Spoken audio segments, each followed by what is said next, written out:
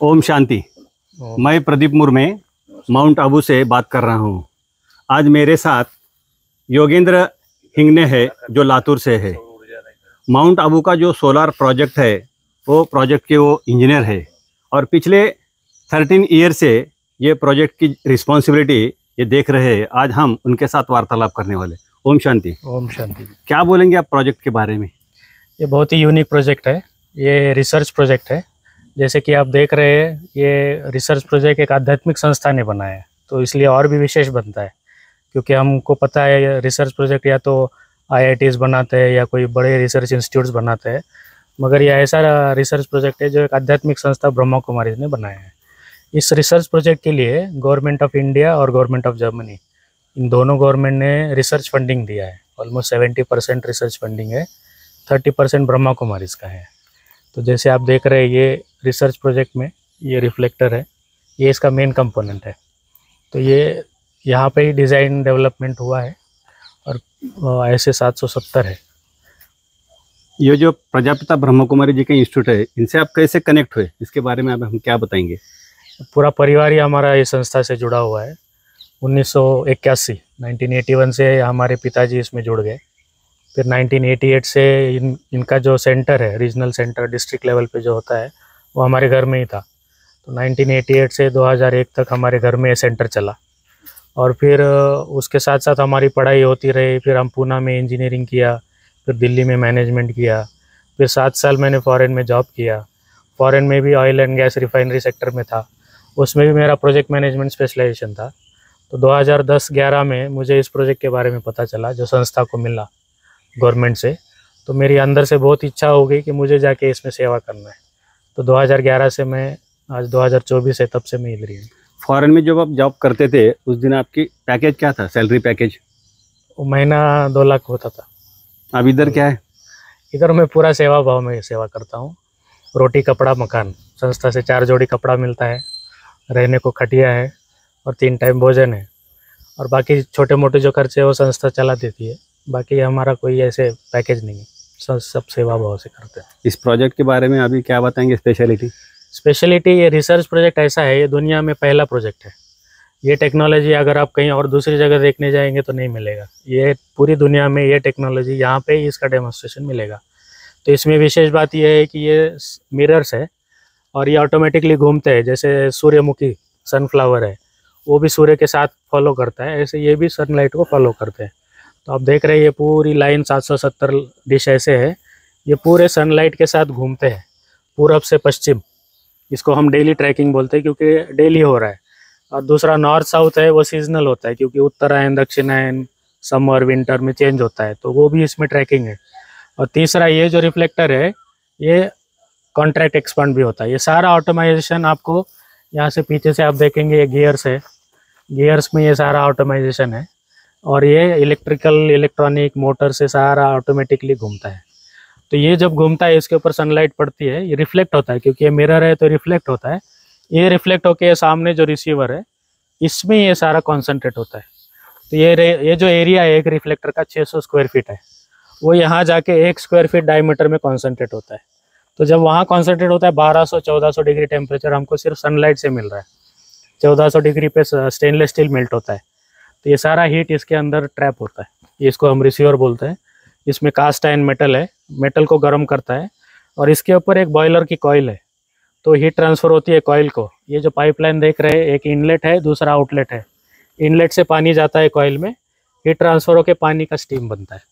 तो आप यहाँ देख रहे हैं 770 एक दूसरे से सब कनेक्टेड है बॉयलर्स। तो जब यहाँ तक आता है, ये सुपर हीटेड स्टीम बन जाता है, माना 400-450 डिग्री का स्टीम बनता है। 45 kg बार प्रेशर का स्टीम रहता है। ये सारा ये पाइप में इकट्ठा होता है और ये पाइप जाता है स्टीम टरबाइन में, और स्टीम टरबाइन में जाके जनरेटर से कपल होता है, वहाँ बिजली बनती है। जैसे थर्मल पावर प्लांट होता है हमारा, वहाँ हम क्या करते हैं, कोयला जलाते हैं। यहाँ पे कोई लकड़ी, कोयला, डीजल, पेट्रोल कुछ नहीं जला रहे, प्योर सनलाइट से कॉन्सेंट्रेट करके स्टीम बना रहे, स्टीम से बिजली बना रहे। आगे का फॉर्मूला वही है, स्टीम से बिजली जो थर्मल पावर प्लांट में, मगर जो रॉ मटेरियल है वो प्योर सनलाइट है, इसलिए हम पोल्यूशन नहीं कर रहे। और ये नॉन पोल्यूशन और अध्यात्म का एक दूसरे से कनेक्शन है। देखो, पोल्यूशन करके हम क्या कर रहे हैं, अपनी हवा, अपना ही पानी खराब कर रहे हैं। अपने ही 5 तत्व हम खराब कर रहे हैं। ये शरीर किससे बना है? 5 तत्वों से बना है।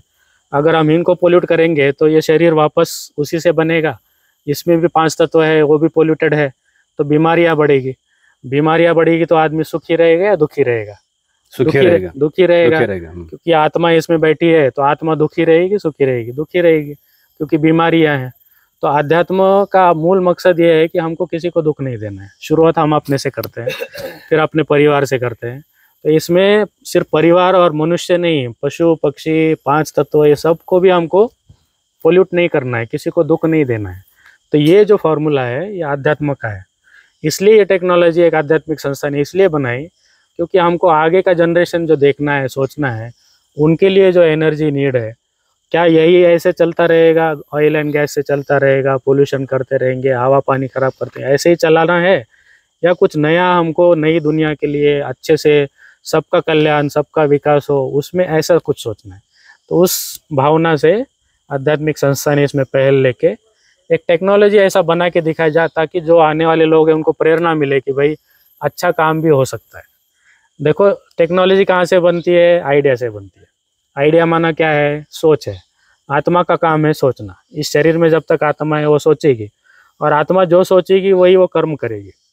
अगर वो बुरा सोचेगी तो बुरा कर्म करेगी, अच्छा सोचेगी तो अच्छा कर्म करेगी।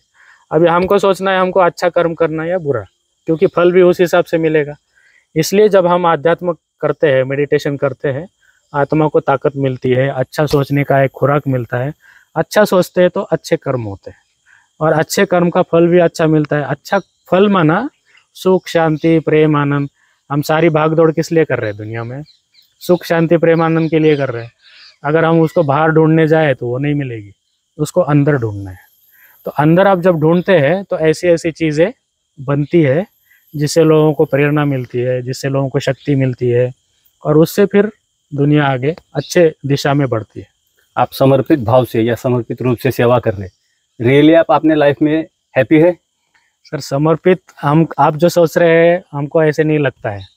ये जो आप सोच रहे हैं कि समर्पण हो गया, त्याग हो गया, बहुत कुछ हमने कुर्बान किया, ये आपको ऐसे आप उस दुनिया में रह रहे इसलिए लग रहा है।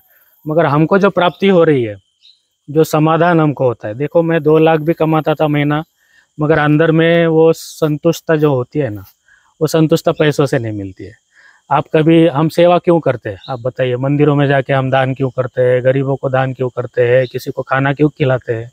वो जब करते हैं तो आपको शांति मिलती है, आपको समाधान मिलता है। इसलिए हमारी संस्कृति में सेवा का इसलिए महत्व है कि जब हम अपने पास जो है वो देते हैं, देने की भावना से जब करते हैं, तो हमको रिटर्न में क्या मिलता है? सुख शांति समाधान मिलता है। प्रकृति में भी यही नियम है। आप कोई भी फल वाला पौधा लीजिए, उसको आप पत्थर मारेंगे, बदले में वो फल देता है।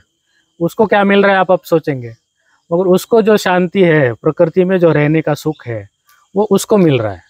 वो आप जब महसूस करेंगे तो आपको भी यही लगेगा कि मैं कुछ खो नहीं रहा हूँ, मुझे तो प्राप्ति ही प्राप्ति हो रही है। अंदर से मैं भरपूर हूँ, अंदर से मैं संपन्न हूँ, संतुष्ट हूँ, सुखी हूँ।